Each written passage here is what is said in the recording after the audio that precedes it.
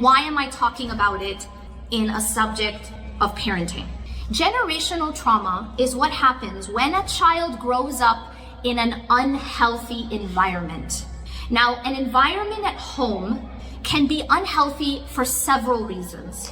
An environment at home can be unhealthy because of obvious reasons like abuse. It can be unhealthy because of physical, sexual, or verbal abuse. Now that seems pretty obvious, but a home environment can also be unhealthy for a much more subtle reason, which is something many of us don't even realize is a problem. And that goes like this. Every human being has certain needs. Everyone agree? What are those needs? Well, we all know we have the need for oxygen, we know we have the need for food, and we know we have the need for water, right? We agree? Everyone? No disagreement. But what we have learned is that the human being also has emotional needs. What are the emotional needs of a child? The emotional needs of a child, number one of the most important, is something called unconditional love. What is unconditional love? Now, I'm going to use a term which many of us may have heard before, but many of us have never experienced. Unconditional love means that the parent loves the child, does not withhold love, regardless of the behavior of the child. Now, you might be like, but if they're misbehaving, don't we have to discipline them? And the answer to that is, we're not talking about permissive parenting. We're talking about the fact that there are parents, that there are children who grow up in an environment where only so long as you do what the parent wants, act as the parent says, behave, dress, maybe even marry who the parent says, maybe do the career that the parent says, only so long as you do as you are commanded by the parent will you be shown love. This is not talking about teaching or tarbiyah, no, we're talking about love. That there are children who grow up where the moment that they step out of the perfect mold that is set by the parent, whatever that looks like, the moment they make a mistake, raise your hand if you are a perfect human being that never makes mistakes. Shockingly, no one is delusional. No one is raising their hand. There is no such thing as a perfect adult, and there's definitely no such thing as a perfect, flawless child, because we were not created as human beings to be perfect. We will never be perfect in the sense that we will make mistakes. We will commit sins. Conditional love says that the moment you are not the perfect daughter, or the perfect son, or the perfect wife or husband or student or what have you, the parent will withhold love. What does that look like? Sometimes it looks like the silent treatment. You might think the silent treatment is innocuous, but the silent treatment is actually very, very painful and harmful to a relationship.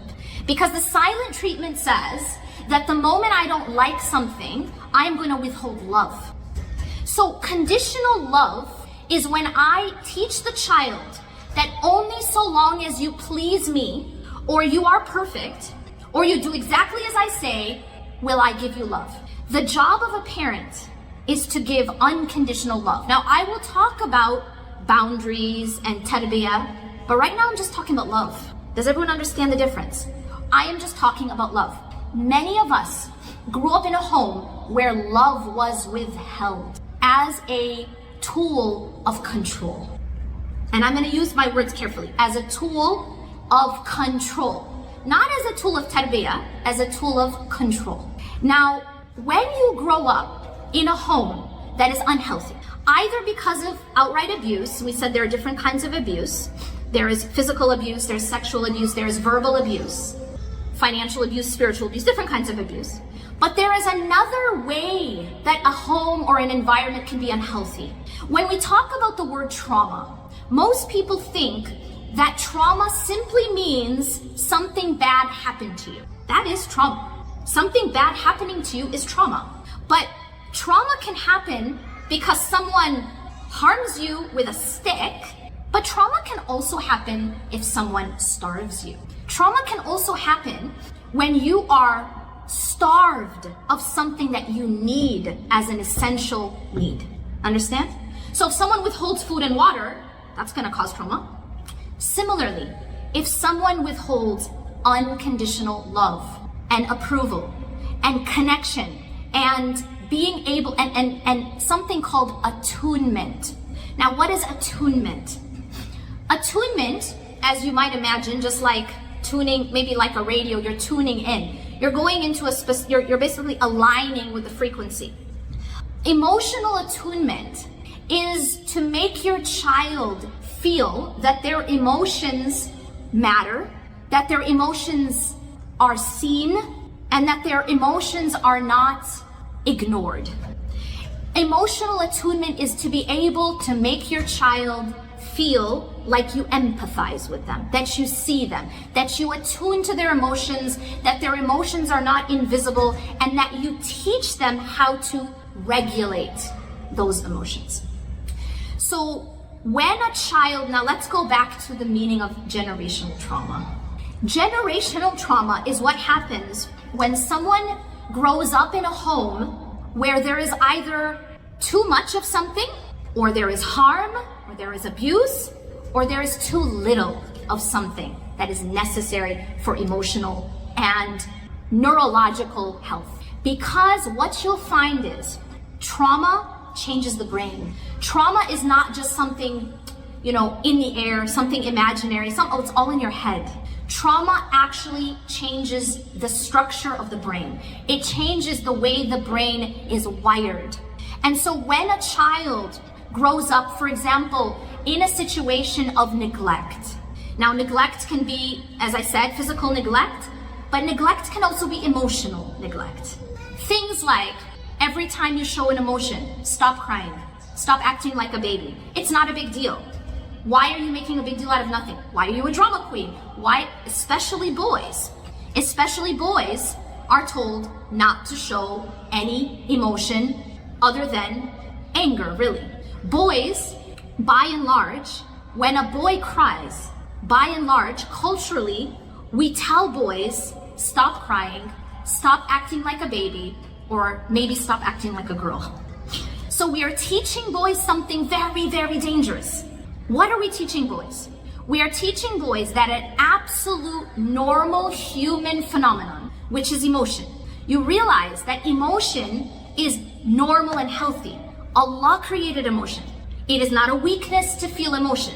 It is something that is created by God to serve a purpose. So now if you take this thing that God created for a purpose and you shut it off and you cut it off and you repress and you suppress and you shame and you mock, what you've done is that you've raised the human being who has not been taught how to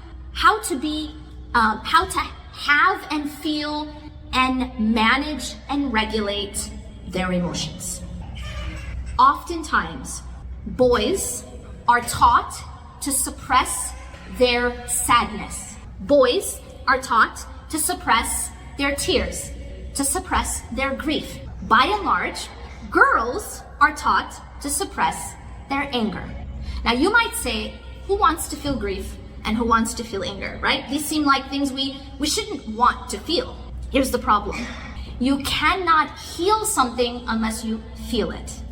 The other principle I want you to take home with you is that every single emotion that was created by Allah was created to serve a purpose. Allah didn't make a mistake when He created sadness. Allah didn't make a mistake even when He created anger. Now you might say, but we're taught in our deen, لا تغضب, right? The Prophet ﷺ said to his companion, he said, لا تغضب, don't get angry, don't get angry. Now we know that the Prophet ﷺ was very wise and he understood people. And so when he would give advice to a specific person, very much it would be tailored to that specific person. Now why would he tell this particular companion, لا تغضب? Well, perhaps that particular companion had a problem with managing his anger, with regulating his anger. In other words, his anger got out of control. And so when the Prophet ﷺ is telling us, لا تغضب, he's not saying don't ever feel anger. Because if you never felt anger, there would be something wrong with you. Because Allah created it and it serves a purpose. What do you think the purpose of anger could be? Throw it out there. What do you think? What benefit or purpose could anger serve? Getting you away from a problematic situation. Good. What else? Something needs to change. Very good. What else? Well, when you see another person being oppressed, when you see the images coming out of Gaza, what do you feel? What should you feel? Anger. It is the anger that pushes you to take action. Anger. If none of us felt anger, if none of us felt angry at oppression, would we take any action? Or would we just, go back to your dinner? Anger serves a purpose. And if it is gone, that's actually a sign that something is wrong. Similarly, grief, sadness, crying. Is crying a weakness? I'm gonna prove to you, using the Quran and the Sunnah, that crying is actually a way to heal. And it is not a weakness. I will also prove to you that crying does not contradict sabr. First, when the Prophet ﷺ was holding his dying child, he starts to cry. And one of the companions who was around him, he says to him, "What is this, O Rasulullah?" Because there's tears coming out of this man's eyes, right? Like a man crying, and he's the Prophet.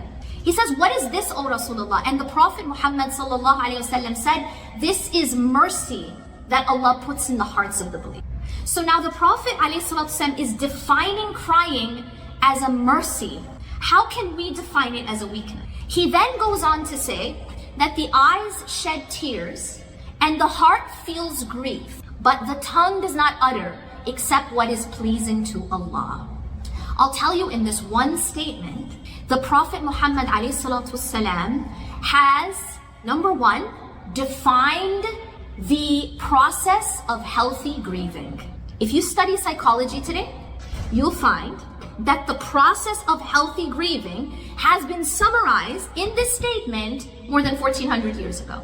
He says the eyes shed tears, step one, and the heart feels grief. And I want to put emphasis on feels, step two.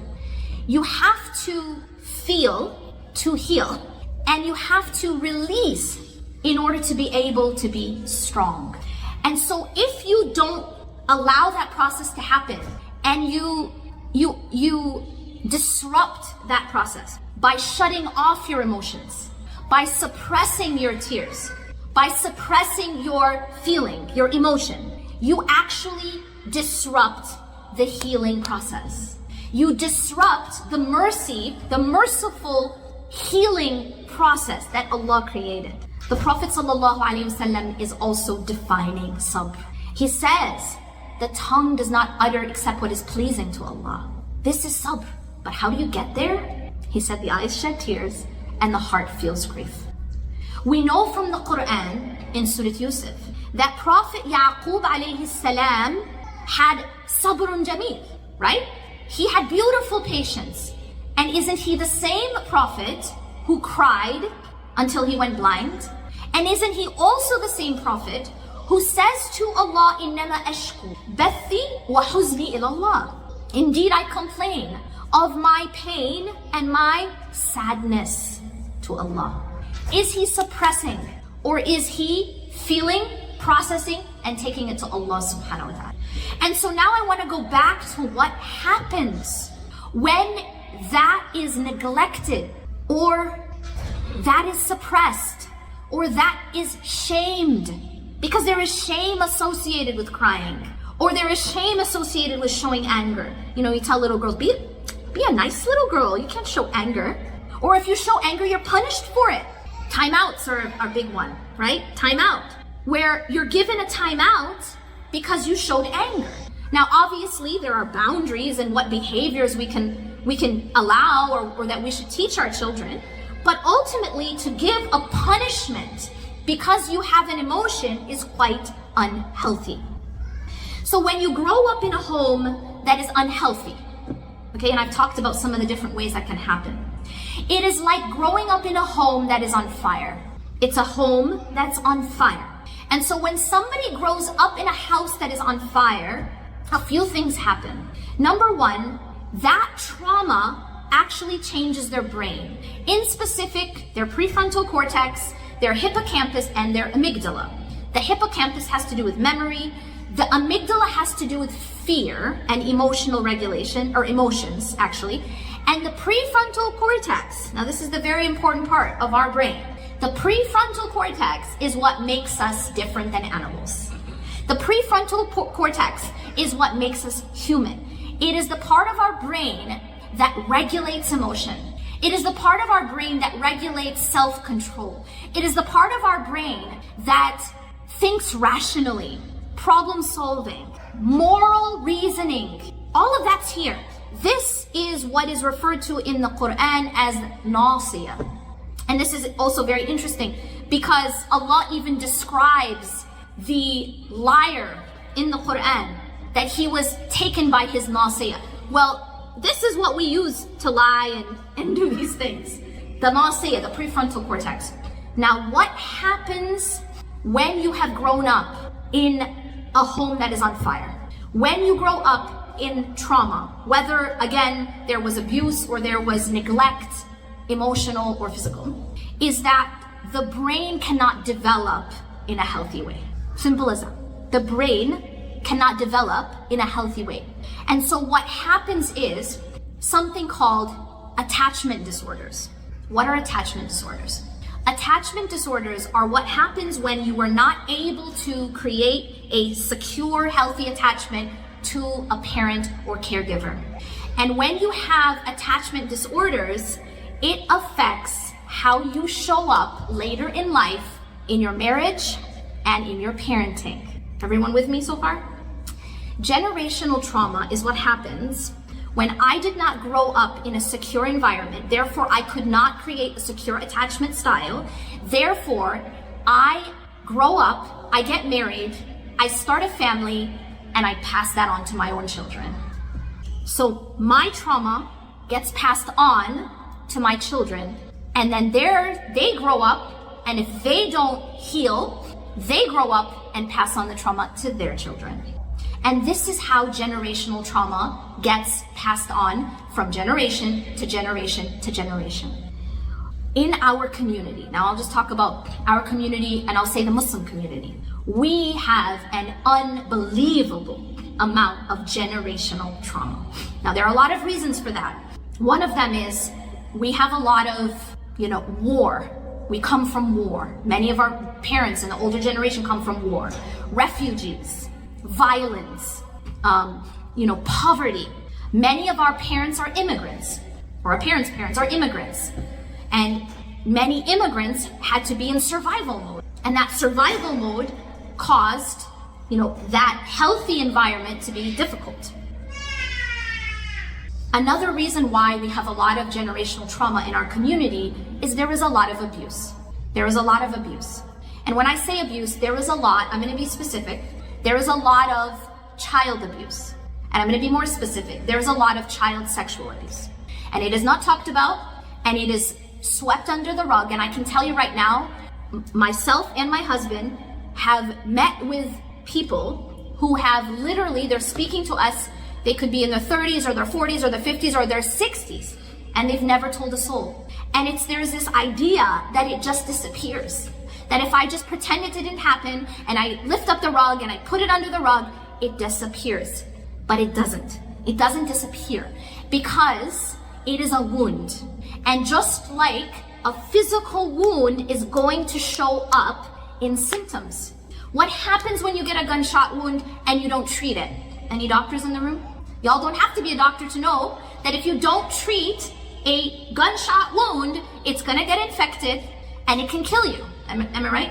Even if, it bleeds out, gets infected, you have to amputate, or it can actually kill you. The point is that covering up the gunshot wound with a lot of band-aids doesn't make it disappear, does it? So the idea here is that many of us have carried into our marriages and into our parenting old childhood wounds. Like I said, they might be something physical, sexual, verbal, or they could be something that is involved in neglect or abandonment, or simply just completely having our emotional needs unmet. Now, what are attachment disorders? First of all, I've given you a lot of information so far. You guys ready? Are you guys able to process more? Yes? Okay. Attachment disorders are when you develop what's called an insecure attachment, and as a result of that insecure attachment, you're not able to deal with your emotions or the emotions of your loved ones in a healthy way. That's what happens. So I have trouble dealing with my emotions, and I have trouble dealing with everyone else's emotions as well, if I have an attachment disorder or an unhealthy attachment. And I can pretty much tell you most people have that. Most people did not grow up in a securely attached home, and definitely not in our Muslim community. And so what many of us are doing who are wanting to break the cycle for our children and for the next generations is that they're trying to work on themselves. And those who are trying to work on themselves are working on healing so that they can move into secure attachment. Now, what is insecure attachment? Psychologists found that there are 3 types of insecure attachment styles. Now, how many of you have heard of fight or flight? Fight or flight, right? The fight or flight response. What is fight or flight? Fight or flight is, I see a lion, and different people have different ways of dealing with that threat, all right? Fight means I'm gonna go for the lion, I'm gonna fight the lion. Flight means I'm gonna get out of here. I'm gonna run away, all right? But there are 2 more that psychologists discovered, and they are freeze. Basically, I just stand still and I don't know what to do. I'm frozen. And then there is something called fawn. Now, what is fawn? Fawn is, I try to please the lion. I try to appease the lion. I try to make the lion happy so it doesn't eat me. This is people pleasing. Now, people pleasing, when you hear this word, you might think, well, that seems like a nice person. What's wrong with that? People pleasing doesn't mean just being nice to people or being polite. People pleasing means I will take off my left arm to please you. Got it? People pleasing means I will hurt myself so long as you are appeased. You are pleased. You say I'm okay. I will hurt myself to keep you happy. That's people pleasing. Now, people pleasing is a trauma response. What do I mean by that? I mean, you grew up in a house where it wasn't safe. You grew up in a house where maybe it was like a minefield. Y'all know what a minefield is? A minefield is basically you have things that might explode at any time, but they're buried, they're hidden, and so you don't really know what's going to trigger it. So sometimes people who grow up in a minefield, meaning maybe they had a parent who was explosive and you never really knew what was going to set them off. So you have to be really, really careful. And that's where people pleasing might come up. People pleasing also happens as a trauma response when a child is made to feel that unless they are perfect, they will not be loved. Sisters, do you have any idea what I'm talking about? Unless they are perfect, they will not be loved. And so what they do is they've learned that in order to survive, you need to suppress whatever you think, suppress whatever you feel, suppress whatever you need, suppress whatever you want in order to stay safe and please the others. Because unless you keep them pleased, you are not safe. That's where people pleasing comes from. Now, where do these attachment styles come in? So the 3 types of attachment, the insecure attachments. The first is called anxious attachment style. Now, the anxious attachment style tends to be people pleasers. These are people who are very, very anxious and worried that someone is always like, are you mad at me? Did I say something wrong? Like, what's wrong? Are you moving away? Did I do something wrong? And then they're very anxious about displeasing others. They're very anxious about letting other people down. They're very anxious about someone being mad at them or, moving away from them. They're very anxious about about there being distance or conflict. This is an anxious attachment style. They don't feel safe, and so they're always trying to appease. They over apologize. They will suppress what they think. Oh yeah, no, it's fine, and it's not fine. They have a lot of difficulty saying no, and they have a lot of difficulty with setting boundaries. What are boundaries? I want you to think about boundaries as the fence and the walls around your home. Okay, the walls around, that are around your house, the walls of your house, and the fence. Those are the things that keep you safe, right? Imagine that you live in a home with no walls. Imagine you live in a home with no front door. You don't want to have a front door because you think that might be rude, right? It's rude. How could I have a front door? How can I have walls that maybe someone might be offended? So a person who doesn't have boundaries is like a person who doesn't have a front door and no walls around their home or in their home. There is nothing keeping others from doing whatever they want or taking whatever they want from you. Do you understand?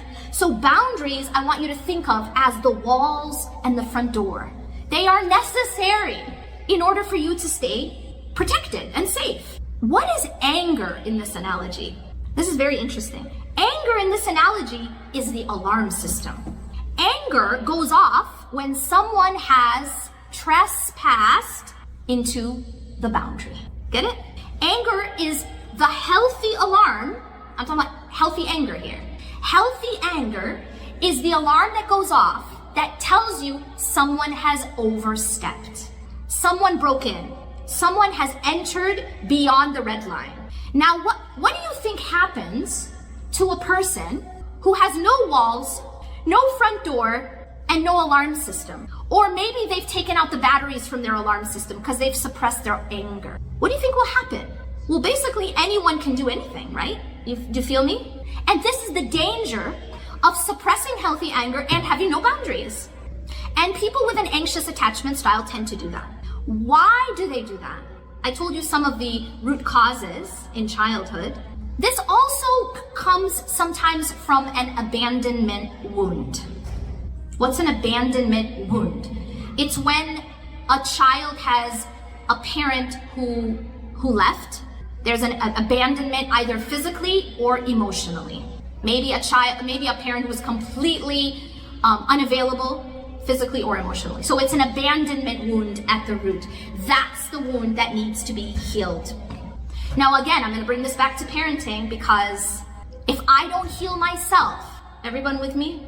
If I don't heal my own wounds, I will pass them on. And this is all subconscious. Y'all aren't doing this consciously. This is all subconscious.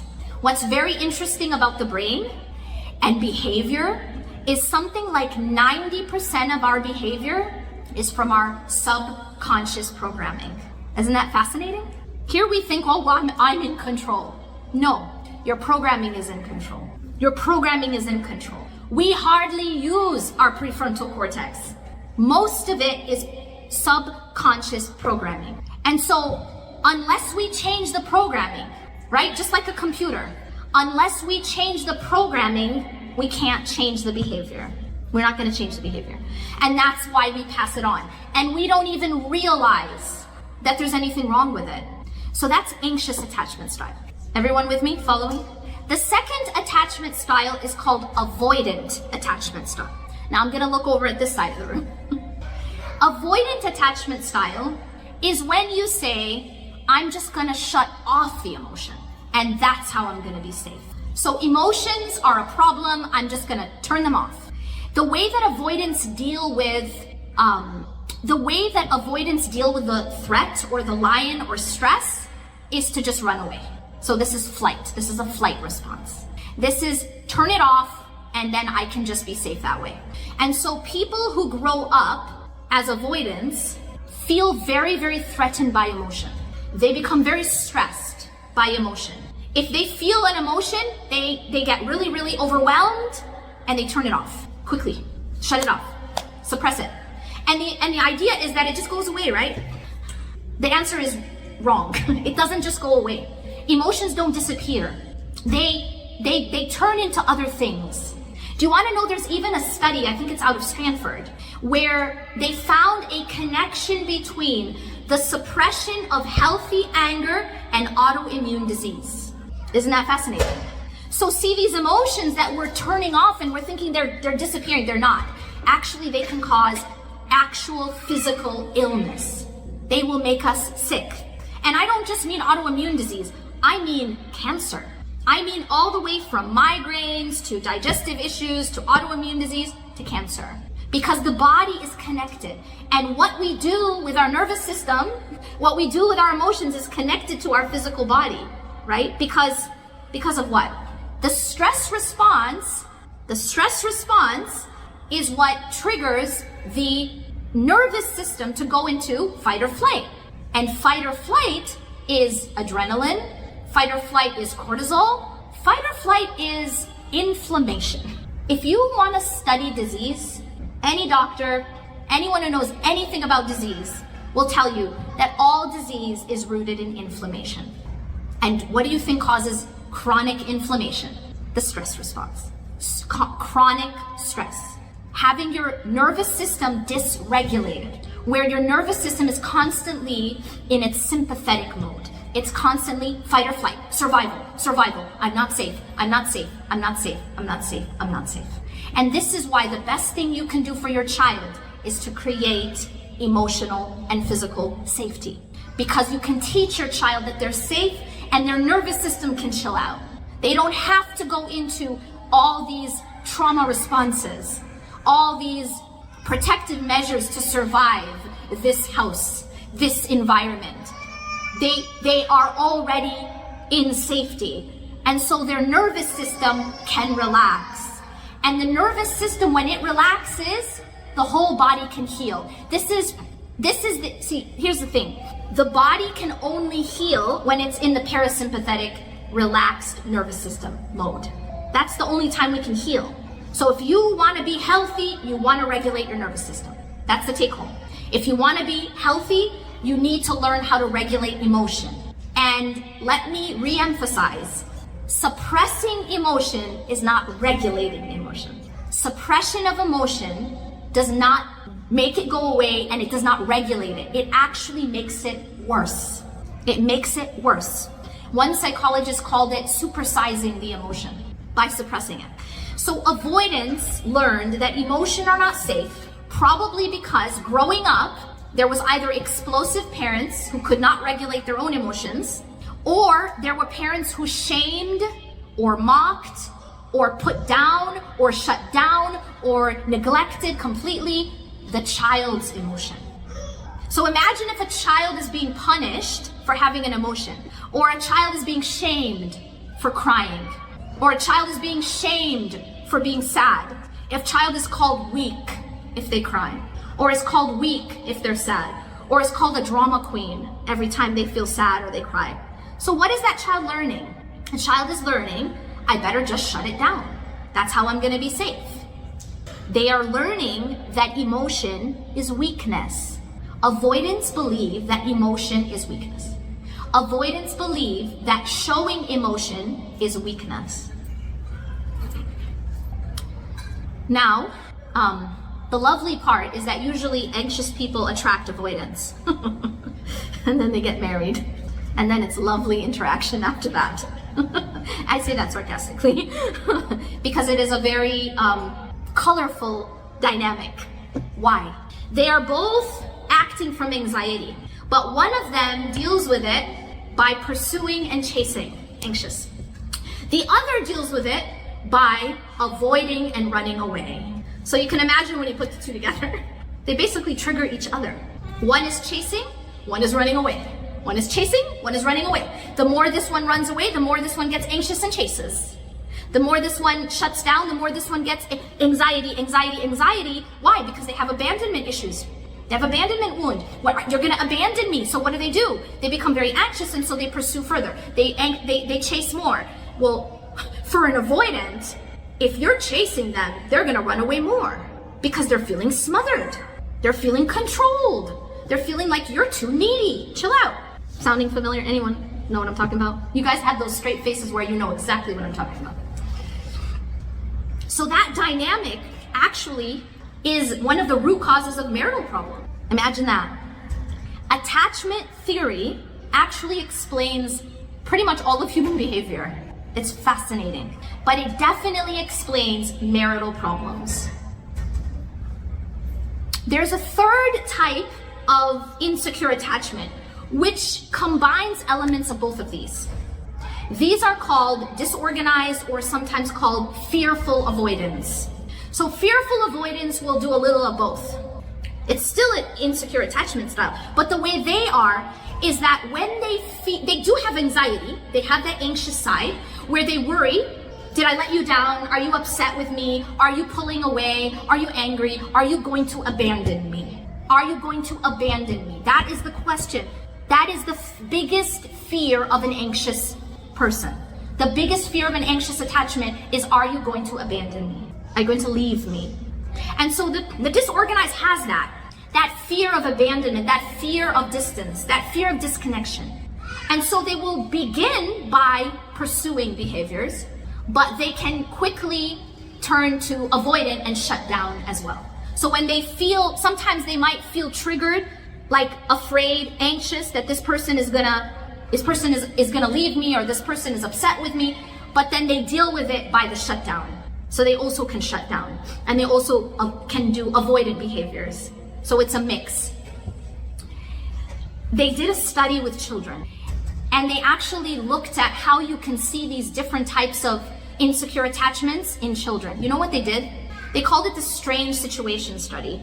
And what they do is they watch a child, maybe like preschool age or something, when the parent leaves them in like a daycare type setting. So they'll leave them and they'll go, and then they'll come back and they watch the interaction. Everybody with me? This is how they looked at different attachment styles. So the securely attached children, when the parent leaves, the child might be upset for a little bit, but they quickly kind of calm down. And then when the parent comes back, the child is happy to see the parent and goes to the parent, hugs the parent, everything's fine. Securely attached. The avoidant will maybe show no emotion when the parent leaves, but when the parent comes back, they won't want to go to the parent. They'll like maybe hide from the parent, or maybe stick to the teacher or something like that. The third one, which is the disorganized, will sometimes be very angry at the parent. How dare you have left me? Because they felt like they were abandoned, okay? So now, again, we will often see these signs in our kids. We maybe saw these signs in ourselves because many of us, we were not taught how to build a secure attachment. And that is what, and this is just the beginning of the journey, by the way. This is what I want to encourage every single person to do, is to start that journey of secure attachment, healing for yourself, and then building that for your children. Because prevention is definitely better than cure, right? If you can create that secure attachment for your child, you can prevent so many problems in the future for your child, in their marriage, and in their families, and in their parenting. And so the first step is to heal ourselves. The first step is to heal our own insecure attachment styles. And how you do that is a process, but it is probably one of the most important things that you can ever do as a parent. It is one of the most important things that you can ever do as a spouse. Because I promise you, all relationship problems, whether that's in marriage or that's in parent-child, are rooted in attachment issues. It's attachment issues, attachment style issues. I'll stop there. Actually, no, before I stop, I want to quickly give you one more tool, one more piece of information which I think is important. There's a lot of parenting styles out there, right? The three basic categories, on the one hand, it's called authoritarian parenting. Authoritarian parenting is what many of us are used to. Authoritarian parenting is very much about control, power dynamic. The parent is in charge and the child better just obey, okay? This is because I said so, you obey me, you are obedient to me. Authoritarian parenting uses a lot of punishment in order to get certain behaviors. Authoritarian parenting is very, very concerned with behaviors, not so concerned with the emotion behind the behaviors, not so concerned with the emotional unmet need. Listen to that carefully. The unmet emotional need behind the behavior. Authoritarian parenting is not interested in that. The authoritarian parenting is interested in, I said so, you listen, I'm in charge, and behave in this way, okay? They're not looking at connection. They're not looking at secure attachment. They're not looking at emotional attunement. They're not looking at emotional regulation. They're not looking at what is the unmet emotional need behind the behaviors. Got it? So this is what many of us are used to. Hence why we have so many attachment issues. The opposite style of parenting is called permissive parenting. Now, permissive parenting is just as harmful. What is permissive parenting? It's parenting that has no boundaries. It's parenting where you're actually still making the child feel unsafe because you're not protecting them with boundaries. Permissive parenting, the child is in charge. The child's in charge of every, child wants to do whatever the child wants to do, the child can do. This is actually also very, very harmful. The healthy type of parenting is something in the middle called positive parenting, or sometimes called gentle parenting, and sometimes called authoritative parenting, not to be confused with authoritarian parenting. Got it? Now, what is the difference? Gentle/positive parenting is focused on emotional connection, emotional attunement, secure attachment. Is focused on creating secure attachment so that this child can grow up emotionally and psychologically healthy. And so obviously this is a short seminar. We're not going to be able to get into much of this, but what I want to do is to spark in you to do your own research and to do your own inner work and to do your own healing, because that's our amana. Our children have been given to us as a trust. And I promise you, you will be asked, and I will be asked by Allah, how we took care of that trust. We have to take it serious. And we cannot just do it the way our parents did it. If there's anything I want you to take home with you, is we need to unlearn. We need to unlearn. Our parents didn't do it right. Our parents didn't do it right. Now, there might be some things that you're like, but I like, my parents they did good things. Alhamdulillah, they did. But there's a lot of things our parents didn't do right. And that doesn't mean they're bad people. They did what they knew, and they did what they learned, and they did what was done to them, by and large. However, we cannot use that as an excuse. It might not be our fault, whatever cards we were dealt, whatever we have, it might not be our fault, but it is our responsibility to fix it, to unlearn, to educate ourselves, to heal ourselves, because our children are a trust. And we do not want to pass on these attachment disorders to our children. We don't want to pass them on. We don't want to pass on the wounds. We have to break these cycles of generational trauma. All right. And, like I said, it's just maybe your parents were the unicorns in the community. Maybe they were really emotionally attuned. Maybe they knew, maybe they had healed themselves. But by and large, it's just not the case. Many of us, most of us, were handed down generational trauma in different forms. Lastly, I'll say this. I told you that the anxious attachment style was rooted in abandonment wounds, right? The avoidant attachment style is very worried on being not good enough. So the wound is that deep down they believe that they are defective. So it's called the defectiveness wound. Something's wrong with me deep down, and therefore if you come and you complain about something, I get very defensive, because it means that you're attacking me and you're saying that I'm a bad person, or I'm a bad husband, or I'm a bad wife. So there's a defectiveness wound, and deep down it's a belief that you're not good enough, and this is why they shut down. It happens due to emotional neglect growing up, usually. I'll open it up for questions. Sometimes this helps to kind of give an idea, like I give an example between the three different types of parenting. So I'll just use my cookie example. Basically, a child comes, 2-year-old child wants a cookie, and they want a cookie before dinner. Dinner is ready, and they want to eat a cookie because they're 2, and of course they want a cookie. Now, the authoritarian parenting will say, no, you can't have a cookie. But then the child will do what? What does a 2-year-old do if you say no about a cookie? Anyone? Tantrum, right? Now, if a 2-year-old is throwing a tantrum because they didn't get a cookie, their brain is 100% normal. That is the normal response of a 2-year-old who isn't getting a cookie. But an authoritarian parent will punish them for that.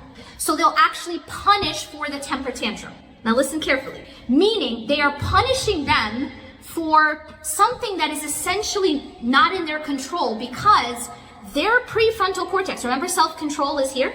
Their prefrontal cortex is not developed.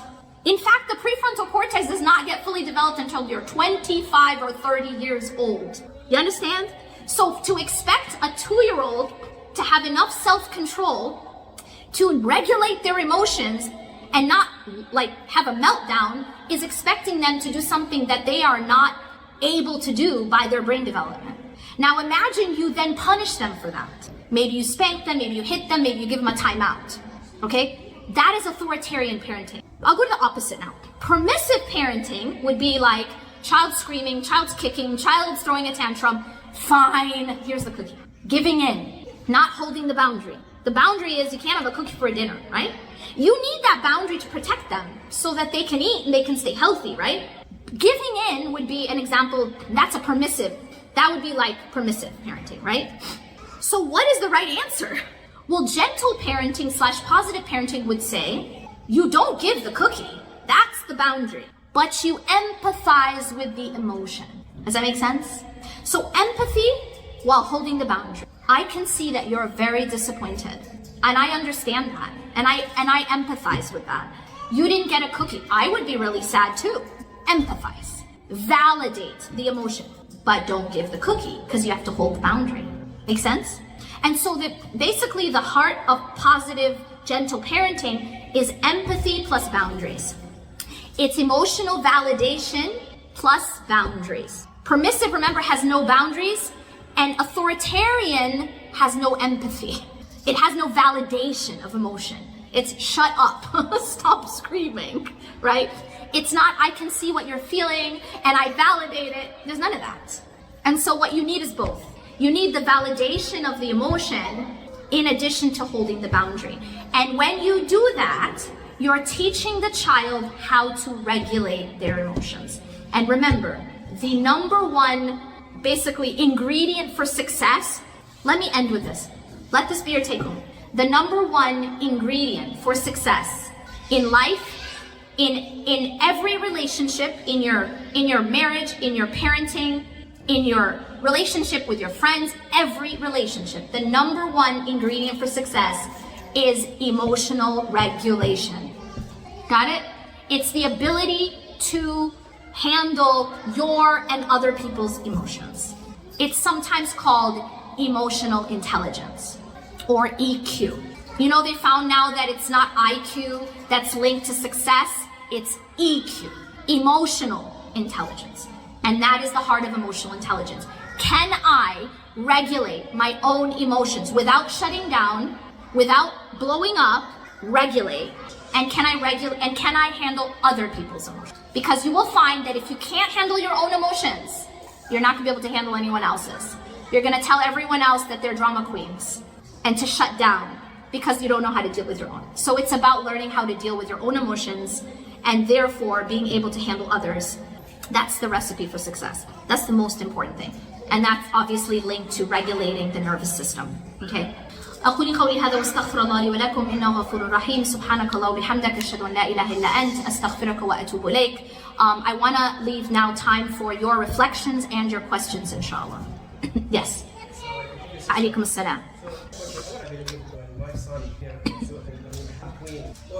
Right. Yeah. Yep. Absolutely. Okay, so I'm going to repeat his question. His question is, okay, I understand we need to validate the emotion, but where is the line of like your child is overreacting or throwing things every time they're upset, etc., etc. Very good question. So this goes back to empathy plus boundary. I gave the example with the cookie, right? But we could use the same example. We could also look at the example of the child is angry because they lost the video game, or they lost in the game, or they were playing with their sibling and they lost. So they're angry, right?